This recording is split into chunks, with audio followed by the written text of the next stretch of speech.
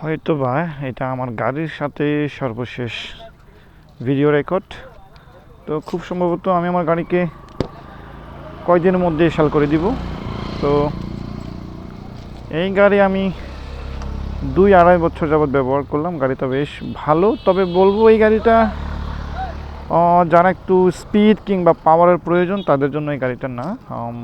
সেই জন্য আমি বিক্রি করছি। আর তবে গাড়িটা একদম ভালো। এখন গাড়িটা বিক্রি করার মূল কারণটা যদি বলি সেটা হলো পাওয়ার।